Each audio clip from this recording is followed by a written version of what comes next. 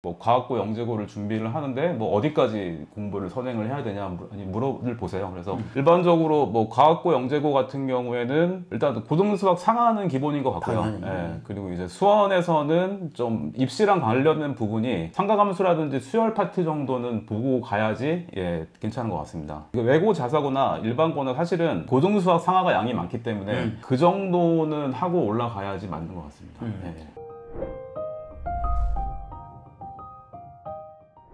안녕하세요. 대치동 캐슬입니다. 오늘은 옆에 김철호 선생님을 모시고 바뀐 정부에 따른 교육 정책의 변화와 그래서 제일 중요한 일반고 갈까요?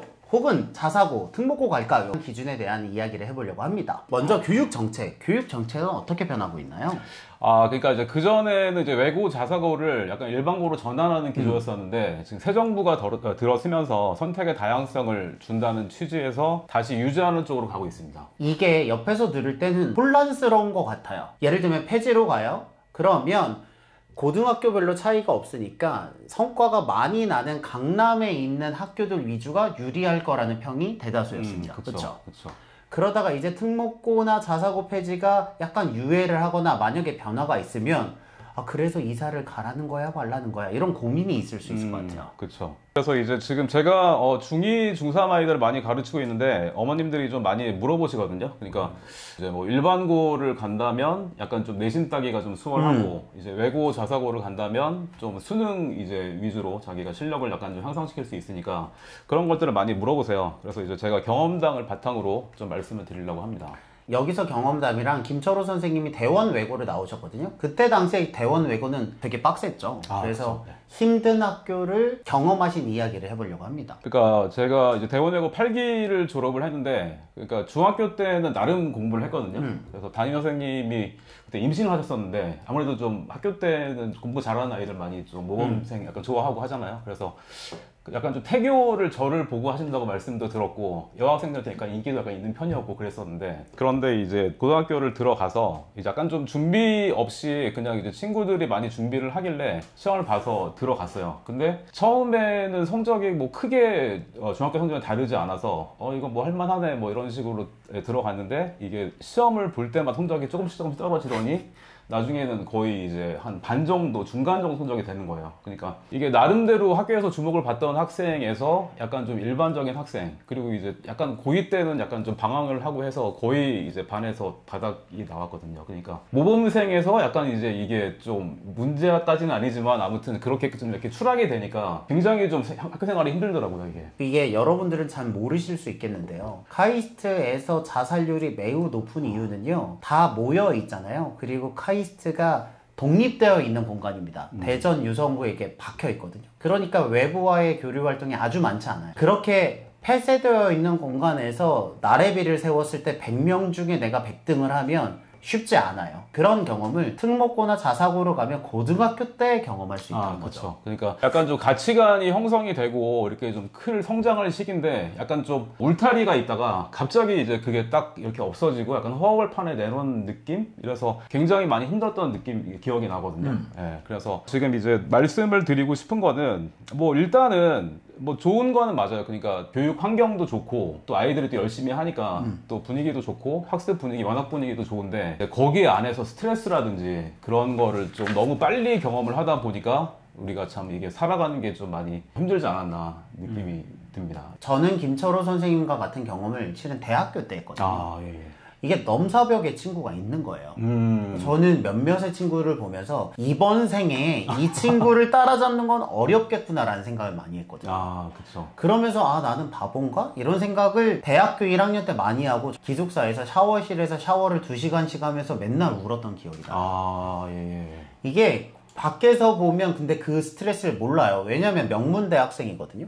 그런데 안에서 보면 명문대 학생이기 때문에 그 프레셔가 높고 명문고 학생이기 때문에 그 프레셔가 높습니다. 그쵸. 뭐 서울대 같은 예를 들어도 똑같이 다 1등을 하다가 같이 이렇게 모아놓으면은 1등이 생기고 꼴등이 생기잖아요. 그러니까 그런 것처럼 이제 고등학교 때 그런 거를 좀 빨리 겪다 보니까 굉장히 좀 자존감이 많이 떨어진 상태였었고 그래서 많이 힘들었던 기억이 나는데 그래서 지금 뭐 고대원생 같은 경우에도 프라이드 월이라든지 아니면 아니면 300배라든지 이렇게 좀 하시잖아요. 그러니까 그런 것처럼 약간 자기만의 자존감을 지킬 수 있는 도구가 필요하지 않을까 생각이 선생님 듭니다. 같은 경우에는 어떤 방법을 쓰셨어요? 저는 사실 그 당시에는 약간 좀 뭐 잘하는 아이들이 많으니까 그게 약간 좀 동기부여도 됐고 열심히 하긴 했었는데 그 당시에는 뭐 크게 방법이 없었던 것 같아요. 그래서 고등학교 생활이 좀 더 힘들었고. 아, 그쵸. 저는 이제 좀 커서 나중에 이제 40대 때 처음에 이제 운동을 시작하게 됐는데 요즘에는 이제 운동을 하면서 조금 이제 그런 게 쌓아져 나가는 것 같습니다.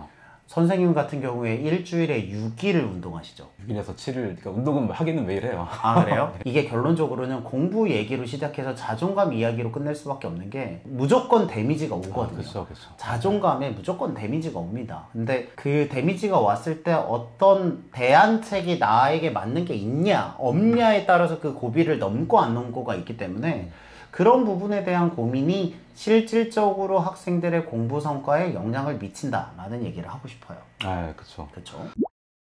그래서 지금 제가 이제 큰 딸이 이제 지금 중3이고 작은 애가 이제 지금 중1이거든요. 근데 이제 사실 뭐 약간 제가 간헐적 단식을 하는데 밥을 같이 먹을 이제 시간이 없거든요. 뭐 말이 이제 식구라고 하는데 같이 밥 먹을 시간이 없고 일반적인 가정에서도 이렇게 특별히 이제 대화를 많이 하거나 이런 주제로 많이 얘기할 기회는 많지 않을 것 같아요. 그래서 저희 딸 같은 경우도 제가 이제 특별히 말할 기회가 없으니까 이런 영상을 이제 같이 기회를 삼아서 말씀을 드리면 방금 이제 말씀을 드린 대로 그런 자존감을 지킬 수 있는 도구가 필요하고 그리고 지금 이제 딱 저희 같은 경우는 약간 극단적인 상황이긴 한데 저희 때는 한 반 이상이 스카이를 갔거든요. 네, 그래서 제가 딱 내신 성적으로 치면은 학교에서 한 중간 정도? 이 정도였었는데 이제 나중에 수능은 1.6%가 나와서 이제 원하는 대학 이제 고대를 진학을 했고 그럼에도 그런 자존감 형성 이런 것들이 좀 이제 대학교를 들어가서도 약간 좀 작은 성취를 이루기는 했지만 좀 많이 우울증에 시달렸던 것 같아요. 네, 그러니까 그런 거를 좀 미리 자기가 좀 고등학교 때 좀 이렇게 예상을 하고 지킬 수 있는 도구가 필요하지 않나 생각이 들고 저희 학교는 약간 극단적인 상황이긴 했었는데 지금 또 꼭 외고 자사고가 아니더라도 저희 이제 집 주변 학교 같은 경우에는 이제 낙생 대진 중앙고라고 좀 이제 서울대 이제 일반적으로 좀 학교 진학률이 좋은 학교가 있어요. 그래서 그런 학교가 있고 아니면은 좀 예체능을 또 좀 많이 왜냐면 특색이 좀 있으니까 예체능을 좀 많이 보내는 학교도 있는데 이제 그런 것도 약간 선택의 기준이 될 것 같습니다. 그러니까 내신을 좀 빨리 잘 따를 수 있는지 아니면은 정시를 준비를 해서 대학 진학을 잘 준비할 수 있는지. 그래서 저희들이 말씀드리는 건 고등학교는요 어떤 경우에든 성공과 실패 케이스가 다 있습니다. 자사고로 가서 잘 된 경우가 있고요, 자사고로 가서 못 된 경우가 있고요, 일반고로 가서 잘 된 경우가 있고요, 일반고로 가서 못 된 경우가 있습니다. 그쵸. 그래서 그 선택지에 따라서 어디가 더 확률이 높냐는 제가 생각할 때는 조금 더 다른 문제인 것 같고요. 다만 우리 아이의 성향이 그런 종류의 프레셔를 받았을 때 얼마큼 견딜 수 있는지가 오히려 더 기준이 돼야 되지 않을까라는 생각이 들어요. 예. 그렇죠? 상담을 하다 보면 어머님들이 뭐 이제 뭐 과학고 영재고를 준비를 하는데 뭐 어디까지 공부를 선행을 해야 되냐 아니 물어를 보세요. 그래서 일반적으로 뭐 과학고 영재고 같은 경우에는 일단 고등수학 상하는 기본인 것 같고요. 예. 그리고 이제 수원에서는 좀 입시랑 관련된 부분이 상가감수라든지 수열 파트 정도는 보고 가야지 괜찮은 것 같습니다. 외고 자사고나 일반고는 사실은 고등수학 상하가 양이 많기 때문에 그 정도는 하고 올라가야지 맞는 것 같습니다. 그러니까 그럼에도 불구하고 어느 학교를 선택하든 이 정도는 돼야 괜찮다라는 선을 말씀드리는 거고요. 실은 할 수 있으면 준비를 더 하는 게 좋고요. 그쵸. 안 되면 가서 채우더라도 기본적으로 이 정도 선은 된다라는 말씀을 드리고 싶습니다. 그쵸. 그래서 지금 중3 같은 경우에는 이제 11월 초 정도면은 이제 내신 산출 때문에 다 과정이 다 끝나요. 그래서 이제 11월 초부터 2월 말까지 한 3개월, 4개월 정도가 있는데 사실 입시에서 가장 중요한 시기가 이제 고3 올라가는 겨울방학이 가장 중요하거든요. 근데 이제 기간으로 치면은 한 뭐 2개월 정도이기 때문에 근데 이제 고등학교 올라가는 겨울방학이 거의 3, 4개월이니까 그때 굉장히 중요하죠. 그래서 뭐 물론 이제 그 전에 많이 나가는 것도 좋긴 한데 이제 그때를 잘 활용을 해서 그때 좀 많이 공부를 해놓으면 굉장히 좀 좋은 것 같습니다. 여기까지가 실제로 학생들을 가르쳐 보면서 고등학교 상담을 받아보고요. 실은 뭐가 정답이다 라기보다는 어떤 길을 선택하든 이런 문제점이 있다 라는 이야기를 드리는 걸로 오늘 영상을 마치고요. 그러니까 제 딸이 평상시에 저랑 대화를 많이 안 해서 이 영상을 볼지는 모르겠는데 이제 아빠가 경험을 미리 해본 거니까 그런 학교를 가더라도 또 일반고를 가더라도 많이 힘들잖아요, 솔직히. 그래서 좀 이렇게 뭐 악기라든지 아니면 운동이라든지 자기를 좀 지킬 수 있는 그런 거를 좀 이렇게 생각을 하고 하는 게 좋을 것 같습니다. 라는 아버지의 말씀을 끝으로 저희 영상을 마치겠습니다. 다음에 또 좋은 내용으로 찾아뵙겠습니다. 여러분들의 교육을 응원합니다. 저희들은 대치동 캐슬이었습니다. 감사합니다.